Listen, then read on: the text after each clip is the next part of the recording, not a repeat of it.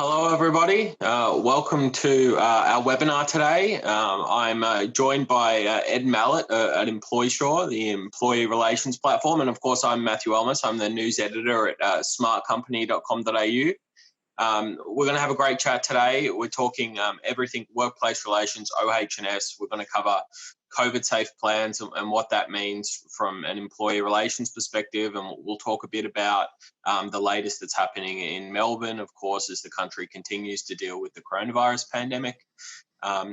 We'll have questions going throughout the entire session, so please feel free to drop any queries or concerns or even comments you have in the chat, and we'll do our best to get Ed's perspective and my perspective, and we'll try our best to get you an answer. And if we don't get to everybody, don't hesitate to send us an email afterwards and we can follow up and see if we can get you a response. So first things first, Ed, how are you going? How's things? Good, thanks, Matt. I love your enthusiasm there. We're going to have a great time talking about workplace relations and OH&S. I think that's probably a sentence I've never heard spoken before. Well, there you go.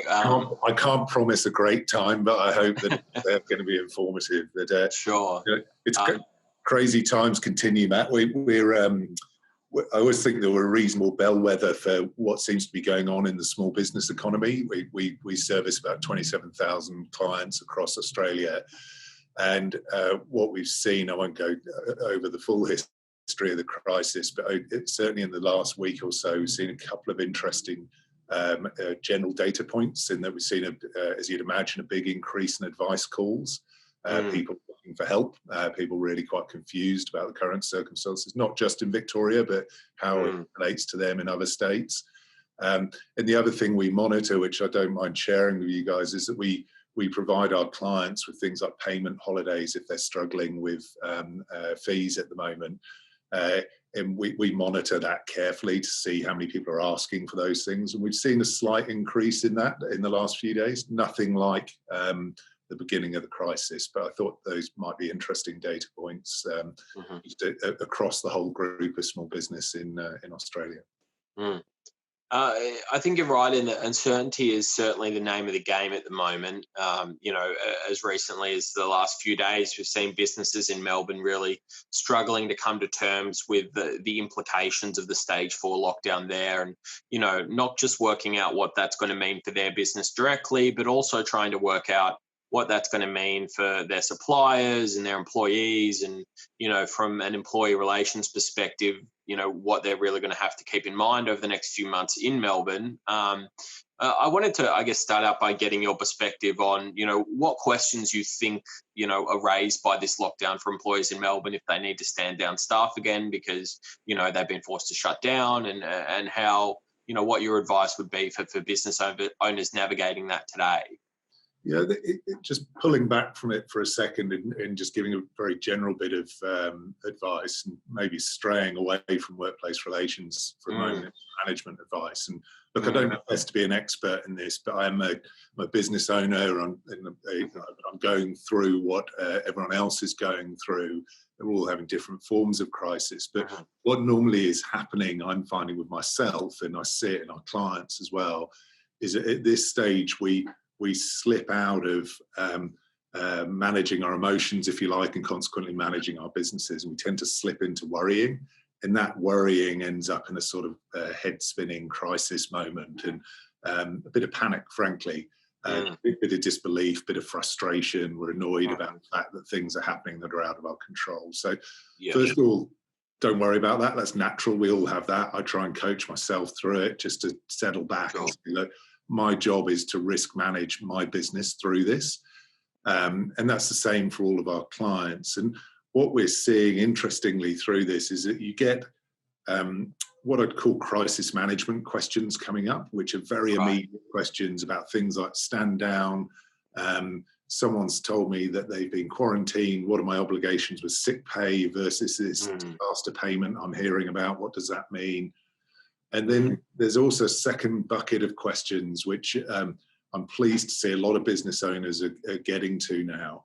In a funny way, I think that this second wave, if we're allowed to call it that, has kind of jolted business owners into this planning set of questions. So I've been banging on for a while saying, don't stick your head in the JobKeeper sand. There are a lot of small businesses out there that have got JobKeeper and are just paying it out without looking at the difficult question of whether you can realistically afford to employ those people going forward. And this has sort of jolted people out of that slumber a bit. And what we're starting to see is those planning questions about, okay, enough's enough. I've actually got to make some redundancies now. How do I do that? What's the process? How much is it going to cost me?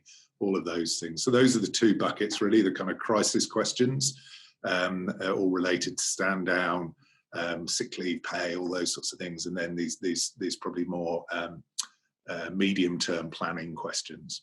Mm.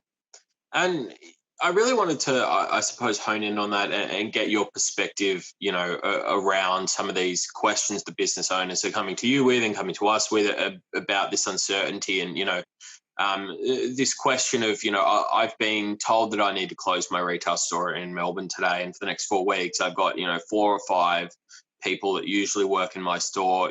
What do I do now in terms of standing them down, or, what provisions are available to me to sort of wrap my business up in a legal way that, I'm not going to get a Fair Work Commission case down the line, or the Fair Work Ombudsman isn't going to be upset with me, and things along those lines. Yep.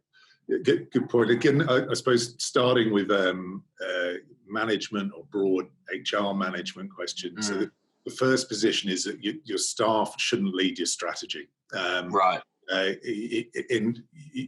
think you wouldn't be surprised, Max, you see this every day in your job as well, but business owners, particularly small business owners, are very, very sentimental towards their staff. For all of the noise we hear about people underpaying wages and things like that, the most common thing I hear from people is, how do I keep these people employed? Which tends to be the wrong question. The right question is, how do I best manage my business through this crisis? That's your obligation to your business.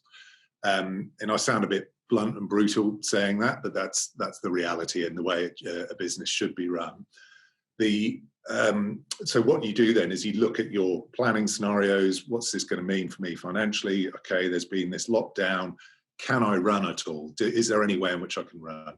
And you'll find a lot of businesses jump to the idea of shutting down too quickly, rather than carving out a question of whether they can carry on with forms of online retail, other ways of which, just even if you're not well set up to do things like online retail, just doing drop and collect type services and things like that, you can do quite manually in a lot of businesses. So, so first of all, challenge that question: can you run your business? Yeah. If the answer is I can, but only to a degree, or I can't, and I therefore don't need those staff members at this time, you're going to go through a few crisis management questions. Number one is, am I already getting JobKeeper? If not, you can still apply, by the way. That wasn't a simple shot. You can never apply again. So maybe you need to look at JobKeeper if you're already applying. If I'm not getting JobKeeper, I'm not eligible, or my staff aren't eligible for some reason. What else do I need to do to stand them down? Because the JobKeeper is a really crucial tool for small business, in the sense that it allows you to make quite a few unilateral decisions about your staff, like standing them down. But if you don't have JobKeeper, then you have to start consulting with people and getting their agreement to getting stood down. Quite a tricky process. Yeah, I did want to, I guess, honing in on that, want to get your perspective on that. But obviously, under the JobKeeper laws that were introduced, there are some additional provisions for those employers to sort of stand down workers, and they get a lot of flexibility that way. But there are also a lot of businesses who aren't on JobKeeper, either because they didn't necessarily qualify, or might not be under the scheme yet because, they might be in Melbourne and they were trading, a retailer that was trading, and have just been asked to shut down. What is your advice if you are a retailer that's not on JobKeeper, but is sort of needing to stand down staff at this time? How do you need to go about that? Yeah, again, follow that process of looking at it as a business question first. Can I qualify for JobKeeper now, even if I'm not already on it? Right. Check with your accountant, have a look at the resources online to see about that. Let's assume for a moment you can't, for whatever reason. Or that your staff aren't JobKeeper eligible because they started work for you after the eligibility date, or they're true casuals, for example. So in that case, if they're true casuals, it's relatively simple in that you can have conversations with them and essentially just not provide shifts going forward. If they are not true casuals, but you're not JobKeeper eligible, you'll need to consider their employment rights. And the basic rule of thumb is you can't make unilateral decisions that affect your employees if you don't have JobKeeper. So you would need to seek their agreement if you're going to stand them down. Right. As part of that agreement, you might agree to say, for example, pay out some of their annual leave to soften the blow for them. But although that's not going to help you with your cash flow, you're still paying money for someone, in this case, not to do anything. But you'll need to approach those questions carefully. But the rule of thumb is don't do things unilaterally. And then I suppose a more general point, whether you're speaking to casuals or permanent staff members, is you'll solve a lot of problems at the start or prevent them from ever occurring by really good communication. So you and I were talking before we went live about the fact that where governments seem to be getting most criticism, in my view, is where they've not been great at communication. They haven't been internally and speak to our clients about the 3 C's: being clear, consistent and concise in the way that you communicate with people. And as soon as the government stops doing that, everyone starts criticising and niggling and so on. And absolutely the same is true for your employees. Make sure you're being clear, consistent and concise, and you'll find that a lot of the problems never occur. If you're just updating people, you're being transparent, you're telling them how it is, you'll find that you get the solutions a lot better than you will do by doorstepping people. Yeah, definitely. It certainly stands to reason that, if there's less uncertainty for whether employees or businesses in the relationship with government, that there's going to be less people worried about, what things mean for them and less people sort of searching around for answers that perhaps aren't there. Another thing to sort of shift the focus a bit, Ed, I wanted to get your perspective on the paid pandemic leave. Obviously, the federal government has come out and announced measures around paid pandemic leave, and this was specifically to address concerns around, especially in Victoria, people showing up to work when they had cold and flu symptoms or could have had the coronavirus and perhaps felt they needed to show up to work because they couldn't afford not to. Could you perhaps provide some guidance to our readers and small business owners about what the paid pandemic leave means for them and how they might be able to access it and how it might be able to help them, keep workers at home when they're sick instead of creating issues in their workplace? Yeah. So I may be speaking outside the question here in saying that first of all, I'm not a massive fan of it. I think a lot of people have been very spirited in their endorsement of it, where I'm not sure that the problem's ever been quantified to say people are turning up sick and causing COVID clusters.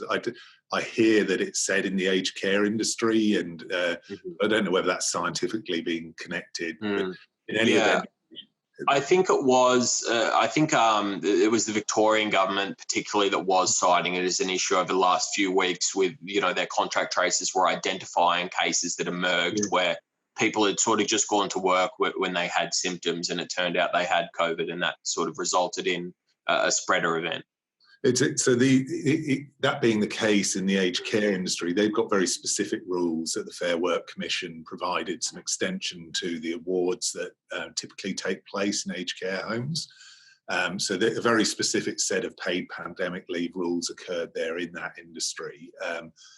So that sort of protected that. But the reason I'm not a fan of it is that if you just start really applying a broad base to paid pandemic leave, and it's not actually that broad at the moment. I'll come back to what it is at the moment. But if you go too broad with it, my experience in terms of dealing with our clients and the problems they face from people, frankly, pulling sickies, is that it just opens up another front for them to deal with. There are a lot of people out there that are worried about going to work at the moment, sometimes unnecessarily, when their employer is doing everything that they can and should to stay open and to ensure social distancing and so on. And there's just a risk that you end up with people saying, oh, hang on a second, maybe I don't need to do that. We've both heard about those cases where people have been saying, I'm getting JobKeeper, but I'm not turning up to work. and the struggles that employers have had in getting people back in. So I worry that if too much of a blanket approach comes out, that far from actually protecting against clusters and things like that, what it does is just opens up a new front for employers. And if there was a broad-based policy, would employers have to pay for that? Another cost to employers. But, big but, that's not what it is at the moment. So don't worry about it at the moment. There is, specific to the aged care, there is an issue there which will cost employers in that industry. Beyond that, the way paid pandemic leave is working is this, and it's not actually called paid pandemic leave, it's called disaster relief. And what happens is you get $1,500. It seems like per event. So if you were on multiple occasions quarantined or required to self-isolate, you seem to get $1,500 a time from the government. So it's not paid by your employer. But what is needed in that is a couple of things. So first of all, it's not just someone ringing up and saying, hey, I'm self-isolating. It's actually got to be mandated by the Department of Health and Human Services in Victoria. So it's one Victoria specific. It needs to be mandated by Department of Health and Human Services. You can't self-diagnose or self-isolate based on your own whim, and it's not up to your employer either. And then on top of that, you've got to be basically getting no other form of income. So if you were getting JobKeeper, that would just carry on during that period of leave. The government seems to say that you should otherwise get sick pay. I'll come back to that in a moment, so I don't think that's true actually under the Fair Work Act. And if you're getting job seeker or any other form of supplemental income, then you don't get the right to this $1,500. So it's got to be ordered by the government, and then you've got to be getting no other pay basically, and it's only in Victoria. Does that in some ways, I suppose, underscore the importance of that clear communication from governments that, you know, in relation to the pandemic leave and in relation to standing down workers, the importance that there is a government direction there that is very clear and specifically targeting the business that is making those decisions? Is it important that there is that mandated requirement? Yeah, in terms of, you know, I suppose communicating that to staff and having sort of a legal recourse, so it's very clear that these aren't just unilateral decisions being made by individual businesses. Yeah, in that sort of feeding back into that worry that I have is that if this currently this very narrow provision by both federal and state government, it looks like the federal provision is overtaking the Victorian one, but it's just for Victoria. That one, people might misunderstand it and start saying, oh, I'm going off on paid pandemic leave, and then when they don't get it, they ring up the employer and say, well, what for? There's confusion and mess. I don't like that. I just don't like the risk if this spreads into something which is, okay, let's have a right across all employers, which we're not going to fund through the government, but we're going to fund through employers, to a new form of leave. So first of all, remembering a couple of things, that permanent staff members in principle have sick leave. Again, I don't think that self-isolation will typically qualify for that. But also permanent casuals we've seen recently as well are in principle meant to get sick leave as well. So this idea that there is then just this narrow group of people, which is true casuals, that don't get any form of sick leave. And the justification for forms of pandemic leave is to stop those people turning up to work because otherwise they're not going to get paid. But that's always been true of sick leave and everything else that that exists in that sector. So I worry about a big blanket policy that ends up with employers picking up the tab. We're not. What are some other ways, I suppose, if you aren't a fan of the paid pandemic leave, what are some other ways you think that the governments could deal with this sort of pressing issue? I think that the statistic that came out of the Victorian government was sort of upwards of 68% of cases they had identified a few weeks ago were emerging from workplaces. Yeah. What other measures do you think governments could take to ensure that people who do have symptoms aren't feeling a need to go to work because they're in, you know, forms of insecure work that we've, you know, I think both understand have become more prevalent across the Australian economy in recent decades? So I think, look, we've all become data scientists in recent months. So but I read any data like that with a bit of skepticism. It's not to say that the 68% isn't true, but I'm not sure that it tells the story that vulnerable workers in insecure work are therefore that 68%. There's lots of reasons people turn up for work and might have COVID. They might be asymptomatic. They might otherwise be putting on a brave face, as a lot of us are sort of fine-tuned to have always done, and having to change our mindsets. They actually know it's not appropriate for me to do that. So the actual causal link between insecure work and people turning up is what worries me, because you suddenly use the wrong tool, therefore, to solve the problem. I think the better tools are largely education, really investing time and money in helping both employers and employees to understand that, making sure employers aren't leaning on people to work and are very clear on obligations, including their own, to make sure people are leaving work if they're showing any form of symptom. And then second to that, I think that the risk with just jumping in and saying, 68% of these cases are workplace related.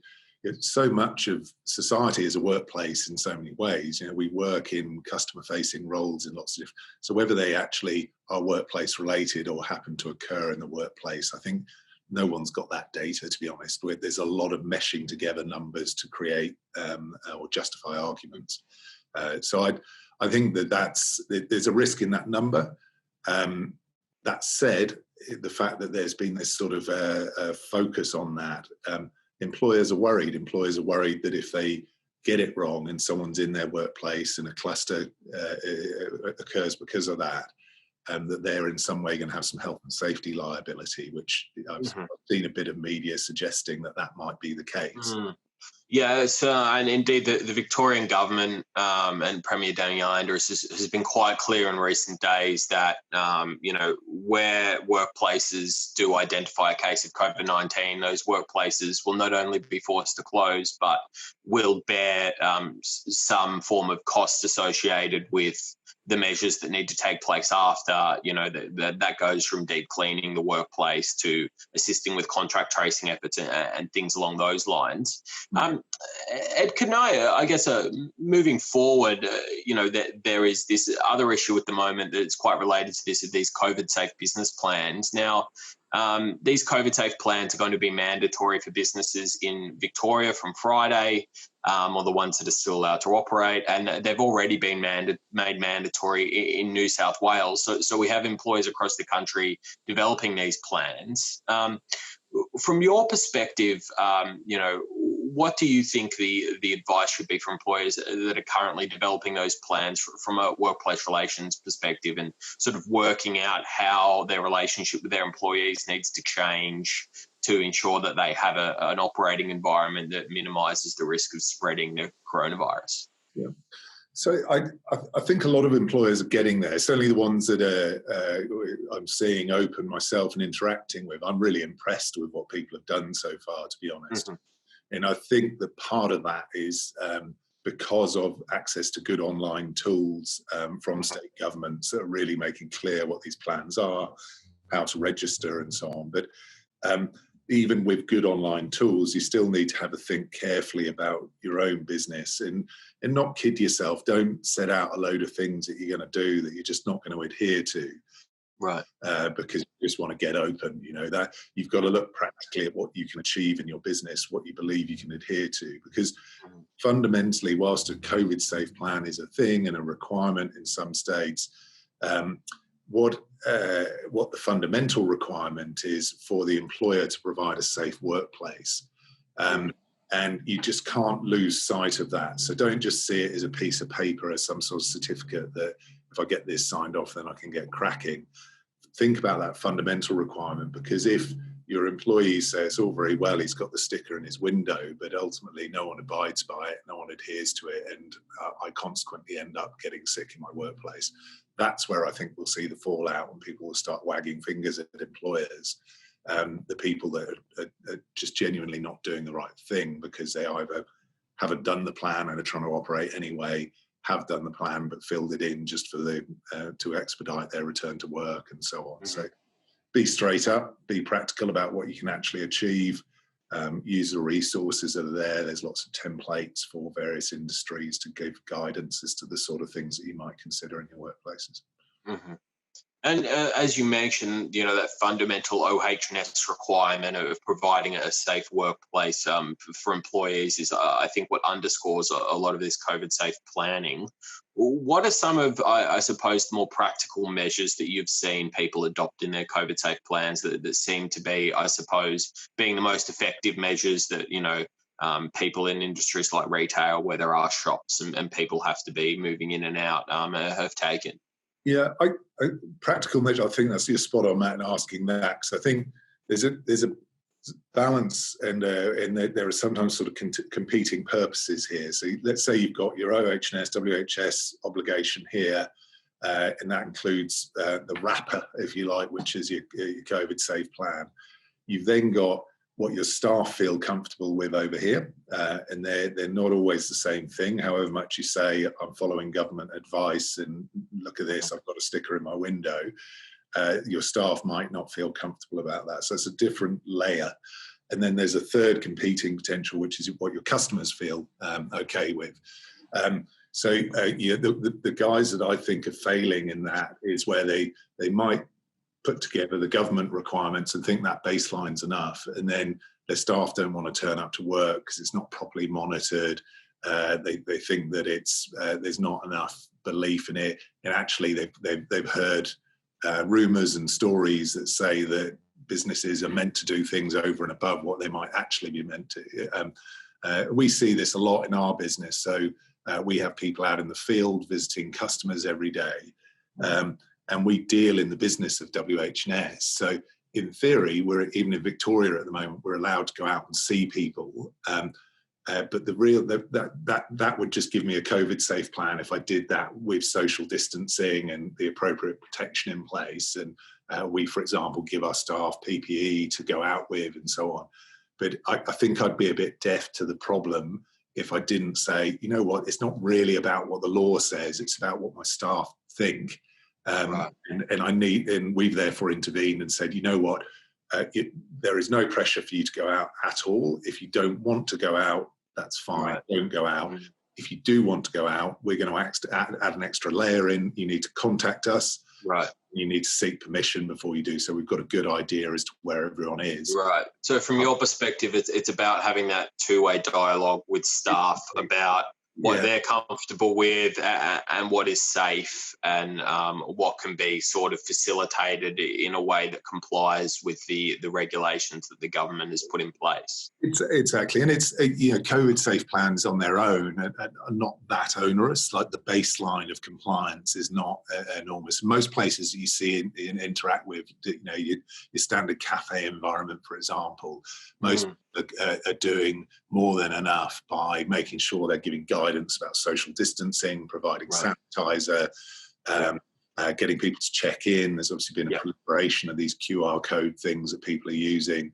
In Victoria that dine-in options are now gone, but it's those sort of things are already enough for COVID safe. I think the other error that I see, aside from not communicating properly with your staff, then comes into this customer or client thing. And funnily enough, the error I sometimes see is overkill.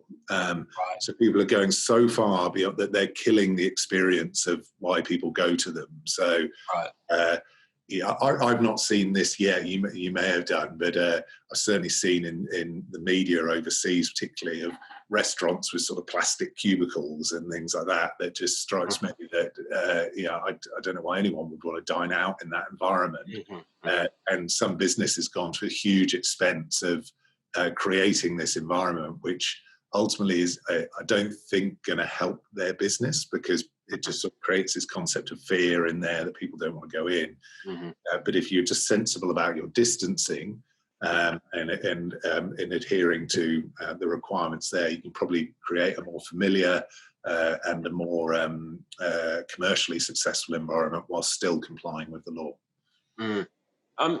There obviously, underneath all of these COVID safe plans and the planning that businesses do and the practical considerations they put into place, there's sort of the worst case scenario where a case does, prop up in your business, or one of your workers rings up and say, hey, I've just received a positive test, what really, in your view, needs to happen, next in terms of the protocols, what workplaces need to have in place for if that does happen, from an employee relations perspective, how employers can, make sure that they're following the law at all times if that, does happen? So a really good question. So there's as a starting point, again, going back to this idea of actually adhering to this very minimum, this baseline legal requirement. So obviously the last thing anyone should be doing, and frankly, I doubt they'd be tuning into this if they were of this mind to sort of tell someone to toughen up and get on with it. And that's where I come back to the idea of paid pandemic leave probably not being the solution to that problem. That's employer-driven compliance, where you say anyone that comes in not just says that I've had a test and I'm positive, but I'm evidencing some form of symptom, that you make sure you exclude them from the workplace quickly. And you ensure that you then, if there is not a positive test, for example, but someone is just experiencing symptoms, typically it's about getting them to go home. If they can work from home, they can work from home. But if not, then they should be going back and getting tested. Let's say that test turns out to be positive, in which case the first thing you do is contact the Department of Health and Human Services in your state. And really, what we see with clients when this has happened, the process kind of gets taken over from there. It's not quite sort of full hazmat suits appearing within seconds at the door, but it's not far off. And the process as to whether you are going to be closed down and have to do deep cleaning and all of those things, that sequence of events will be out of your control, but will be explained to you during that by the Department of Health and Human Services. Right.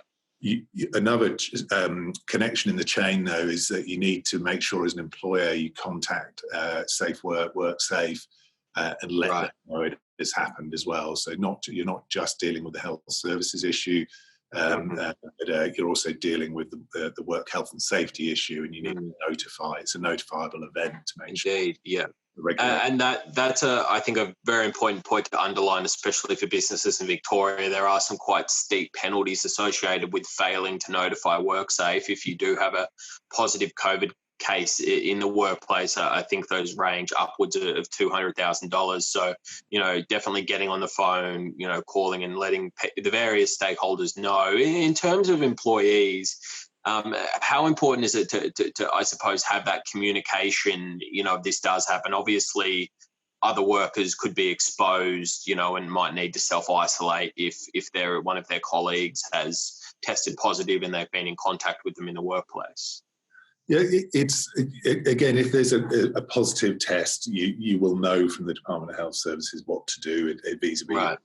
If you've just got someone that has come in today with a runny nose and you have sent them home as a consequence, but you don't know yet what's happening, there are a couple of ways to treat it. And I'd urge caution and balancing the business impact versus the requirements. If every time someone coughed in your vicinity that you shut the place down, deep clean, you'd never get anywhere. So you've got to be a bit practical about this. And I saw, for example, yesterday in my wife's business, one of their employees who's been working from home referenced that they knew someone who had a positive test. There was no suggestion of close contact or any symptom. Right. And they closed down a big office as a result. They're so cautious that in that case, they're probably able to do it. They're big enough business that they can do it. But I just worry about small businesses, particularly just sort of creating this stop-start environment where they can never really get going. So there's no obligation just because someone has a sniffle to send everyone home. That brings up I suppose, the topic of this flexible work question. There are a lot of people working from home at the moment and working remotely. And I think one of the interesting things we've seen in recent months is this sort of juxtaposition between the rise of flexible work being really good for office workers in terms of allowing them to decentralize their workforces, but then you've got the casualized industries, the gig economy and stuff like that have really struggled with a lot of the health restrictions that are around. How do you think the, I suppose, question of flexible work is really developing over the course of the pandemic, especially now as we head into this sort of second wave of infections? Yeah, I think there are different categories of business, obviously, aren't there, where some have been able to send workers home and they've been able to work remotely. Others just can't do that because of the nature of their business. So we're a business that's been able to send home large portions of our workforce, and we've now been bringing people back depending on the state. We just had to reclose our office in Melbourne, for example. But it's the challenge has been this, and on an HR level, I suppose, is that something has happened in the balance of power, if you like. And I think a few employers have got to be a bit careful about this, where they're now asking rather than telling where the place of work will be. And I think a lot of people, if you say to them, would you rather work from home? Most people will say yes, where to me, that's the wrong question. The employer needs to be asking, what is the best arrangement for my business's productivity ultimately? And there may have been a discovery during the pandemic that it can be homework, and that's fine, and productivity is maintained or even increased by people being at home, in which case you can take a proactive decision to offer that arrangement to your staff. But if you're asking the wrong question, you just run a risk of people saying, no, I'd rather work from home, because who the hell wants to get on a train at the moment? And the next thing you know is your business is actually suffering, and to some degree the tail begins to wag the dog. So I suppose an HR tip is be careful to ask the right question. I'm seeing a lot of stuff in the media about bigger companies typically that seem to be asking the wrong question. My staff don't want to come in anymore, so we're going to do homework from now. That's not the right way to put it, in my view. Mm-hmm. So. Oh, sorry. Don't forget, listeners, you can leave a question in the chat if you have any questions for Ed or myself about, anything under the sun that's currently going on at the moment. Look at the other thing I wanted to get your perspective on is, we're talking about this, future of flexible work. And I think what's playing into that as we get this second wave is this second round of JobKeeper that's going to be coming up, from September into October and then through to March. There are a lot of businesses that are working out at the moment whether they're going to be eligible for that. But obviously that creates some big questions from an employee relations perspective. For example, if a business isn't going to be eligible for the next round of JobKeeper, they might find they need to stand down some staff or change their workforce in some quite dynamic ways once they lose access to those payments. What would your advice be for businesses that are currently considering those questions and working out what their labour force is going to look like, in the next few months if they don't have those payments anymore? So starting again from the planning perspective, rather than making sure, as I mentioned earlier, that your people don't dictate strategy. So in a planning sense, I'd urge people to do what we've tried to do here, in that we consistently try to prepare for the worst, but plan for the best. We use as a mantra or strategy here. And planning for the worst means preparing for the worst means it looks like I may well not get JobKeeper 2.0. What does that mean for my cost base? Do I need to reduce it, amend it, and so forth? And the truth is, none of us know the answer to that at the moment, because JobKeeper 2.0 hasn't been legislated. I always think it's a really difficult thing. I'm no political expert, but I always feel a bit like we're taken in the wrong direction even when you read formal government websites, it speaks about JobKeeper 2.0 as though it's all signed, sealed and delivered. This thing's it's got to go through Parliament. It may well be that people raise the fact that it costs a hell of a lot, and is it the right thing to do? Maybe it should be refined. Lots of questions that we need to wait and see how this thing gets legislated. So eligibility won't be determined until we know that answer, but you've got to prepare for the worst as though you're not going to get it. Sure. And even if you don't get it, there's then a secondary question, which is they'll also need to debate whether the amendments to the Fair Work Act, which give the employers all these flexibilities that we've now got, or powers, to put it another way, to stand down people and vary hours and so forth. There's talk about extending that for employers, even if they're not JobKeeper eligible, JobKeeper eligible. And the logic behind that is there's a lot of people currently getting JobKeeper that won't be eligible for the second version. And if you don't give those flexibilities to them, there's a risk that suddenly they're forced into having to make these longer term decisions about things like redundancy. So again, prepare for the worst, assume you won't get those flexibilities, and it will be a very good exercise for your business anyway to look at it and say, okay, that being the case, this is what my revenue looks like. I'm planning this potential revenue for the next period of a year or however long you plan forward. And this is my cost base. I need to make a reduction in costs. Maybe I can do things other than my staff costs, but once I get on to the staff costs, I need to ask some dynamic questions about who I need to keep to ensure that I can achieve those revenue targets, and who I may need to let go, either through redundancy, or if they're casuals, potentially just reducing headcount and things like that.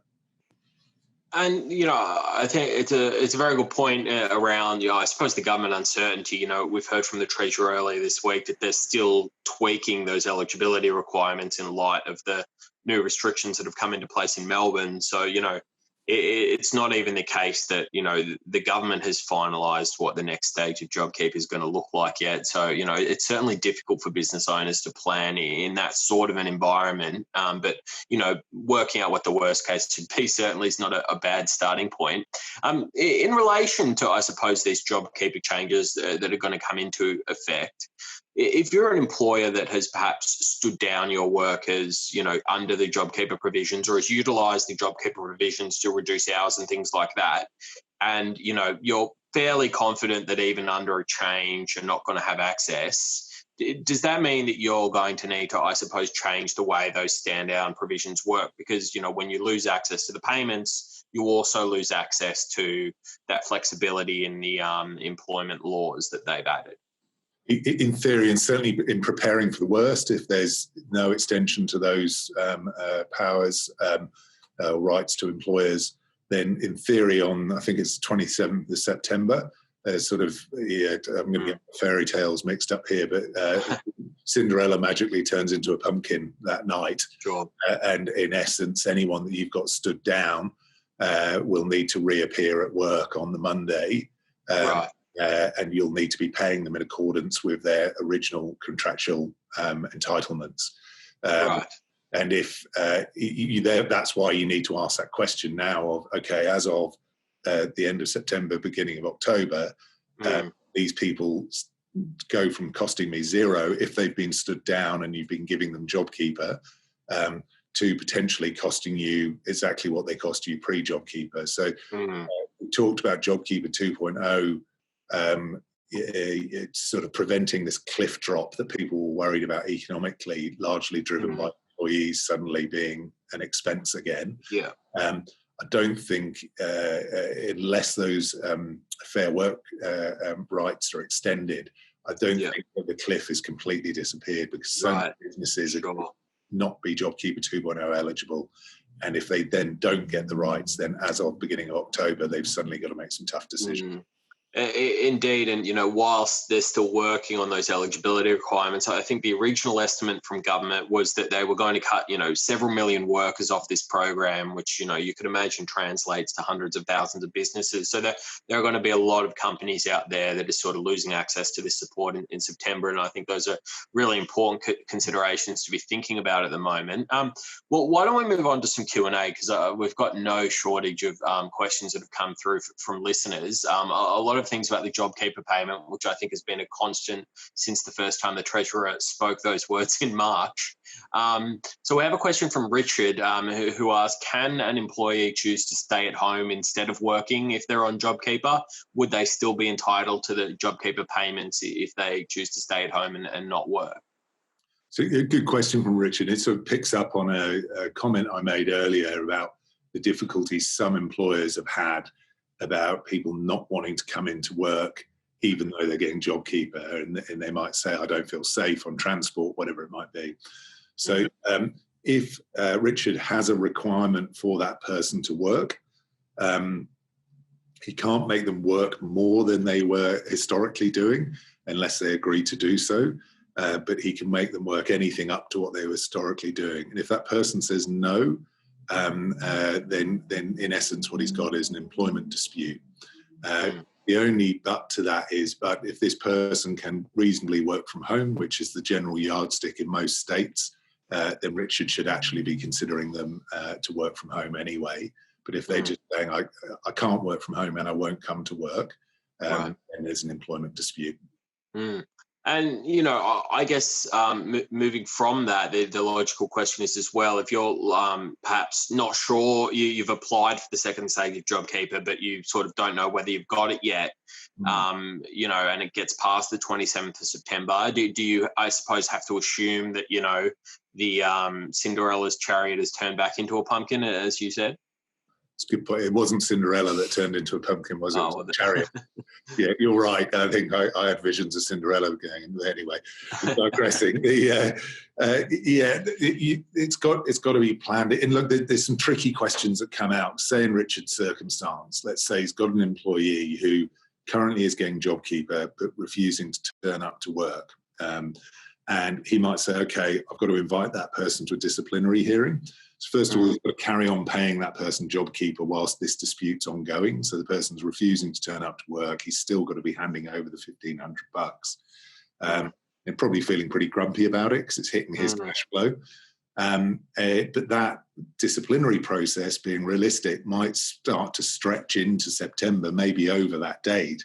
And then suddenly that person's meant to turn up back to work. Does the issue disappear?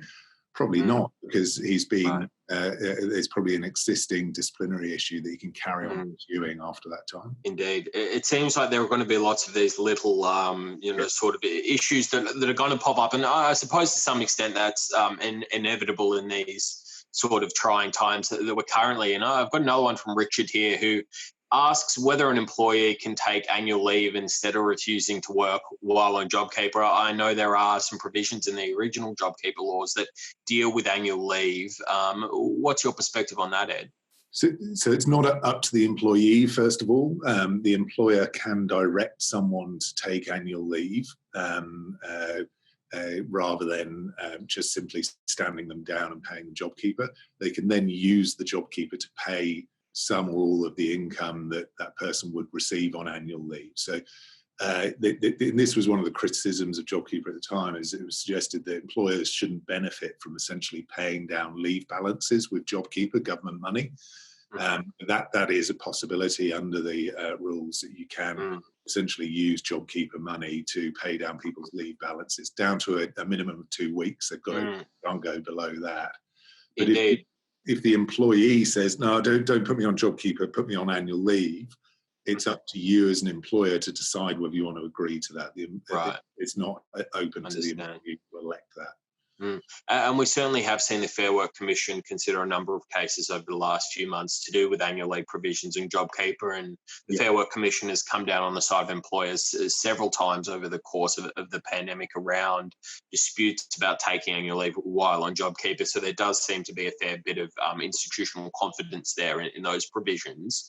I have another one from Irene here. She asks, when do you think we'll know whether JobKeeper 2.0 will be legislated, and what will be the next set of requirements? She says that she understands she's hoping for the best, but planning for the worst. However, it's frustrating not having an idea about what the next step of the program is going to look like. Hi Irene. So someone once said to me, "Don't hope for the best. You got to plan for the best and prepare for the worst. Because hope kills, plans conquer," or something like that. So that sounds like it's straight off the wall at my dentist surgery. But anyway, when will we know? Probably, as I understand it, Parliament sits in about the 24th of August. I believe that's correct. To be one of the first things that they legislate. So I hope before the end of August, which will basically give us a month to really start to get our head around the nuances of it. Remember, last time there was lots of confusion where it gets legislated, then there's typically a set of rules that go with it. You get some contradictions or questions that exist in the rules, and there's some gaps and cracks that people fall down. One of the things I've always found a bit ugly about JobKeeper is that because on the whole, overall, it's a great subsidy. And I applaud the government for it. But the 30% thing is so bloody arbitrary. In theory, you could be, let's say you're a hairdressing business and you've got a competitor down the road, and they've gone down by 31% and you've gone down by 29%. Your competitor down the road is getting most of their wages paid and you're not. And so there's just a risk that this next round catches out some businesses now that it's not done on projection, but it's not done on actuals. Sure. That there could be some quite decent example of unfairness, I think, coming out. That point around actuals and projected that you just made, maybe we could clarify that for listeners, because that is one of, I think, the more tricky things that's been thrown up by JobKeeper 2.0, that eligibility requirements aren't going to be able to be cases aren't going to be made on a base of projected turnover, but it has to be actual turnover. Could you perhaps explain the difference there and what employers are going to have to do? I can, with caution, in the sense that the stuff's not been legislated to. Sure. I'm not an accountant, and I don't want to understand start tripping over wires on that. But as a business owner, what I read into it is that the old rules, and this is what we did. We applied based on projected downturn, and we received JobKeeper on that basis. And you were entitled. Not everyone did this, but you were entitled to apply based on what you thought might happen to your business. And at the highest level, my understanding of JobKeeper 2.0, just from what's been reported, is that it's not going to be on what you thought might happen, but it's going to be actually based on quarterly performance as to what has actually happened. So we don't think as a business at this time that we will qualify if JobKeeper 2.0 goes through and in position. Yeah. And I think it's also important there to I suppose, understand, while we might know what the exact provisions yet that they'll come out with, the intent, it seems from comments the Treasurer made earlier this week is, for example, they don't want businesses in Melbourne who have been hit by the second lockdown to be in a position where a bump in their turnover over the last few months would disqualify them for JobKeeper if they've been subject to the lockdown now. So it seems like at least the intent of the tweets they're making is to ensure that if a business's turnover has plummeted again in the most recent period because of, Melbourne's lockdown, or perhaps even the border closure in Queensland, that those businesses won't be caught out by needing to show those 2 consecutive quarters of negative 30% turnover. So, obviously this is all caveated by saying they haven't released the final detail yet, but it certainly does seem like their intent is to sort of limit the amount of businesses falling through the cracks in that way. I have another question here from Louise. This is actually a question I hadn't thought about, but I'd be interested to get your thoughts, Ed. Louise asks, do we need a COVID-safe plan if your entire team are all working from home? Good question. And the answer is yes. Belt and braces everything, because, as I was saying, the COVID safe plan, ultimately, all it does is add a layer to what is your existing obligation. So you do have existing health and safety obligations to people working from home. There's been quite a lot of speculation as to whether claims will rise from things like RSI or other more home-related work injuries that people might get from bad desk setups and things like that. Sure. So you do need a plan to deal with that if you people work from home, not just from a COVID-safe plan, which you might as well do to belt and brace it, but just generally speaking, you need to show that you've considered the health and safety of your staff and you've put in place effective measures to protect their safety.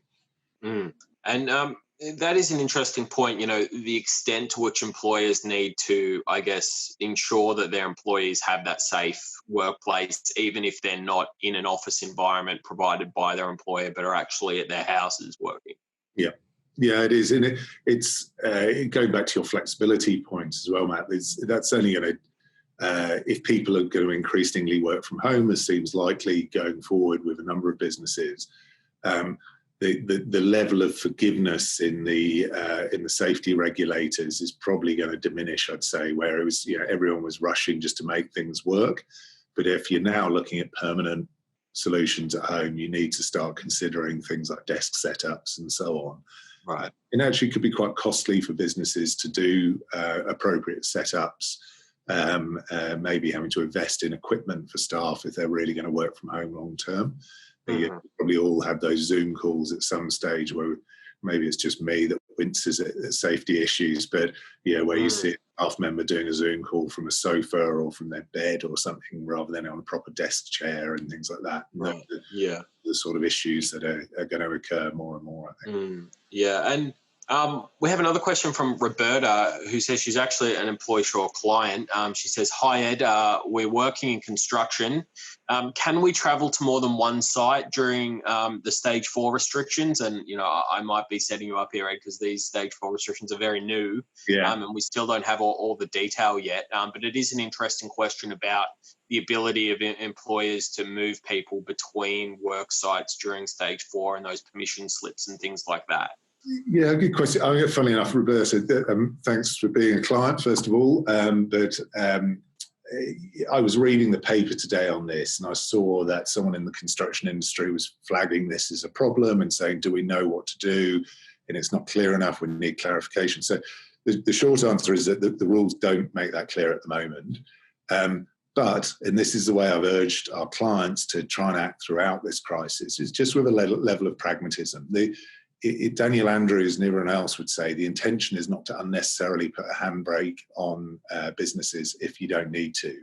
So using some common sense and pragmatism, say, if I have multiple sites and I am in Roberta's case, a senior person in the business that needs to travel between them, and there is a need for you to do that in order for your business to function in a way that is legitimate under the rules, I don't think anyone's going to end up fining you for that. But you might need to go online and get the permit filled out to make sure that you do the right thing in case you're pulled over. So that's one of those. I've said before, it may be a bit too blunt a bit of advice, but sort of act now and beg for forgiveness later. That's probably a bit callous or careless. But generally speaking, just be pragmatic. These rules are not intended to tie you up in loops. They're done in good faith, at pace, with the best effort to actually solve a problem. They undoubtedly cause confusion in that process, but they're not intended to tie people's shoelaces together. And certainly, I know the Premier has said in his media conferences in recent days, Premier Daniel Andrews has made clear that, people who are travelling outside of their home for work purposes and have those permission slips are generally going to be fine if what they're doing is for the purposes of their employment. I think what the government is concerned about is people doing that and then maybe stopping at the service station or stopping to see a friend. I think as long as the travel that you're undertaking is expressly for work and only extends that far, I think that's probably the best way to keep it. The government said that, they don't want people doing, using work as moving for work as an excuse to do things that aren't work related. So I think it's quite important to make sure that you're sticking exactly to what you need to be doing. We have another question here, and we're running a little bit short on time, but Drago asked a very interesting question, touching on the gig economy that we rose earlier. He says, since restaurants have gone exclusively to takeaway, we're paying a 40% extra cost due to Uber Eats, and whilst we might not achieve a 30% downturn, our take has been impacted much more. What are your thoughts, Ed, on how much the government's going to sort of consider factors like that? I know JobKeeper is a revenue-based system, but there are a lot of businesses whose margins have been impacted more than their revenue under these restrictions, and I think restaurants are probably a pretty good example of that. Yeah, I don't get the sense, unfortunately, that there's going to be much subtlety to the programme. I don't think there can be. I was a bit worried originally when they talked about extending it for certain industries and not others. And I just looked at the way we all interact in the economy and supply chains and thought, it's just, you're going to end up with businesses being unfairly treated in that way. They necessarily use a blunt instrument. The blunt instrument in JobKeeper 1.0 meant that certain businesses that didn't... the way in which their billings or their revenue worked didn't necessarily mean that they would see the downturn immediately, but they could, if they knew their business well enough to know that it was coming, and that might have excluded them. And I think just in this circumstance, you'll end up with situations where businesses are going to find a bit of unfairness about it. I can't see them really trying to sort of thread the needle and try and extract particular industries or specific industries. It's just the speed at which they've got to work makes that so hard.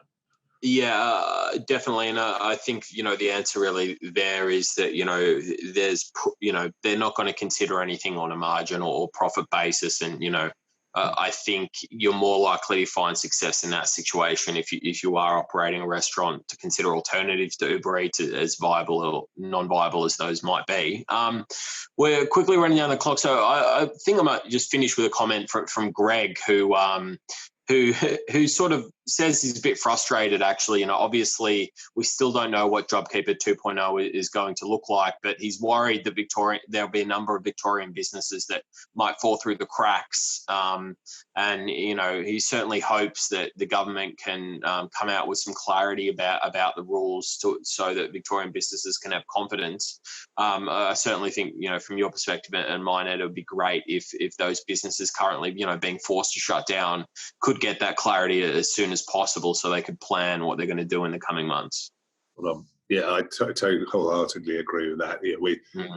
Businesses, we're all like consumers as well, in that we work on confidence. Going back to that mantra of clear, consistent and concise communication, the clearer things are, the more consistent they are, the more concise, the more we become to run our businesses.